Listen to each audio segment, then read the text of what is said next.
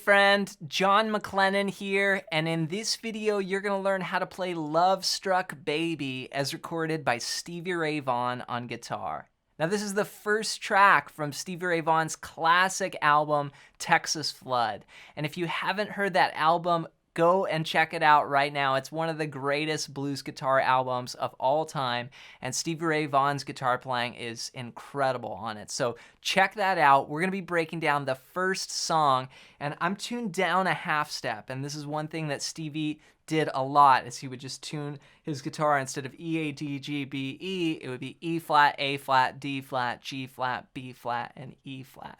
So I've tuned down for this song lesson, and then I'm going to be playing in the key of A on my guitar, which is A flat now, concert, but I'll just be thinking in the key of A.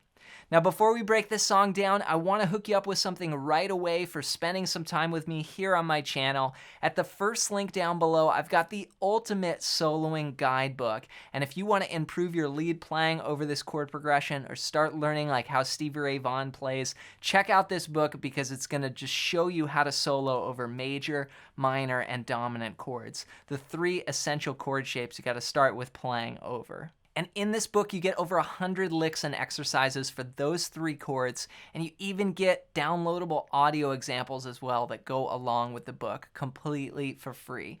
So check it out using the first link down below, or just go to johnmclennan.com/freebook to grab your copy there. All right, well, with that said, let's break this song down. Let's break down how to play Love Struck Baby as recorded by Stevie Ray Vaughan on guitar. Now we're going to start off with the intro guitar part that uses some double stops high up the neck. Here's what it sounds like. 1, 2, and 3.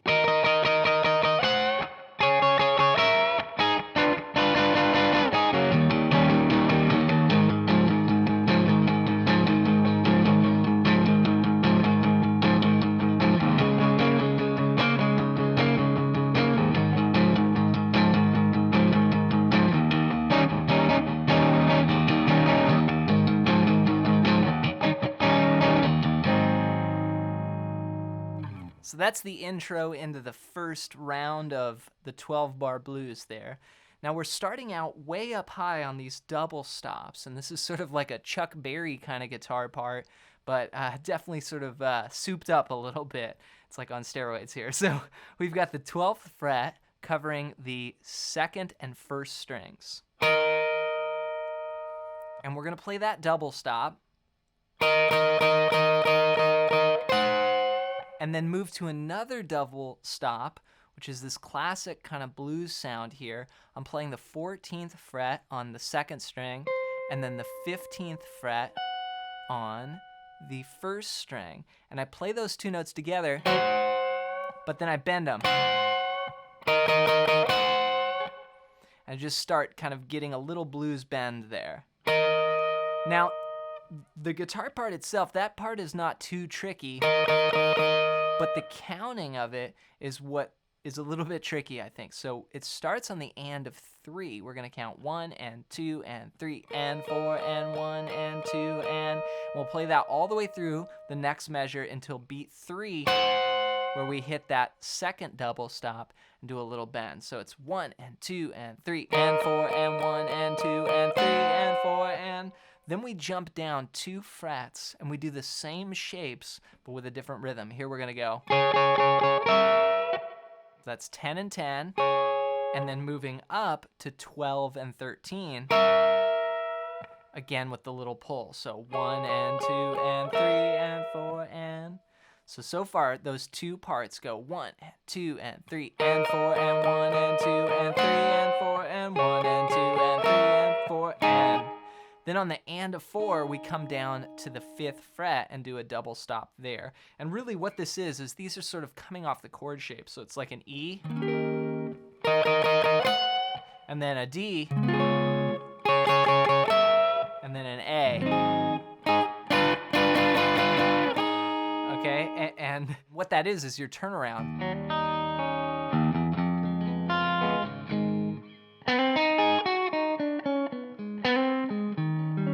And then setting you up for the vocal to come in to go to that E. So what Stevie plays down here is on the and of 4, 3 and 4 and 1, and then he moves up. And to this shape here, which is, it's really like a, it would be like a, let's see, an G sharp 7 chord, but it's bending up.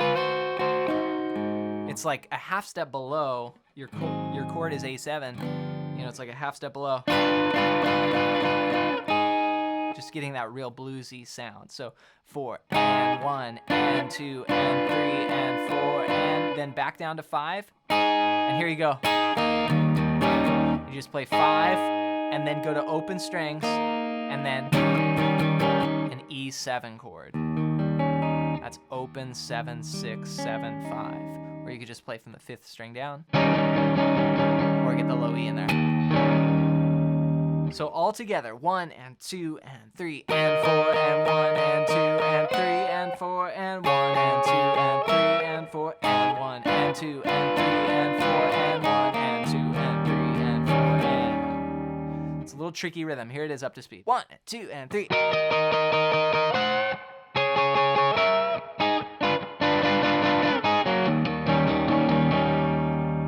Then we go into our 12-bar blues, and this is where Stevie comes in singing I'm a Love-Struck Baby. Here we're gonna play. This is just a typical rock and roll blues rhythm pattern. I'm playing the 5th fret of the low E, and then the 7th fret on the A string. We're gonna play 4 bars of that, just reaching up with our typical blues rhythm here. 1 and 2 and 3 and 4 and 1 and 2 and 3 and 4 and 1.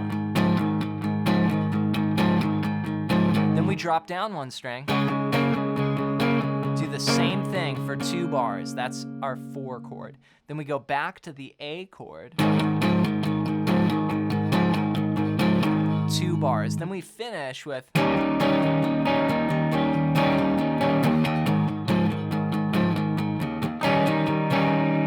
here we go to an E7 chord, which is what we used in the intro.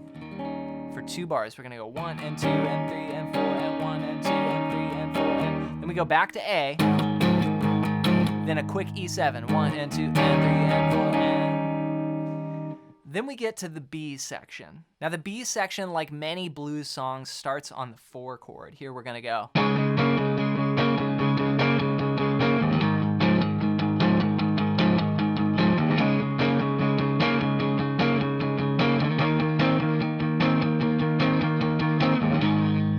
Chorus. So what I played there was 2 bars of D, 1 and 2 and 3 and 4 and 1 and then 2 bars of A,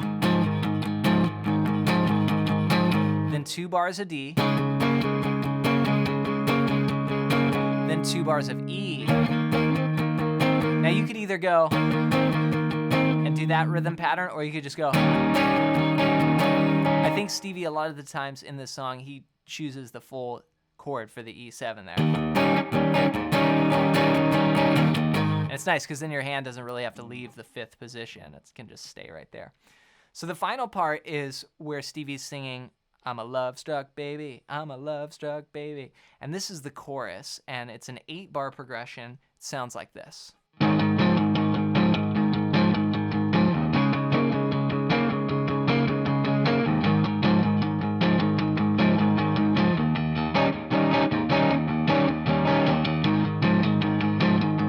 And then we're right back into the top of the tune. So what I played here is just 2 bars of A to 2 bars of D, then back to 2 bars of A, then we'll end with 2 bars of E. And when we go to the E, I'll actually play the E7 there, and all of these chords continue with that same blues rhythm pattern.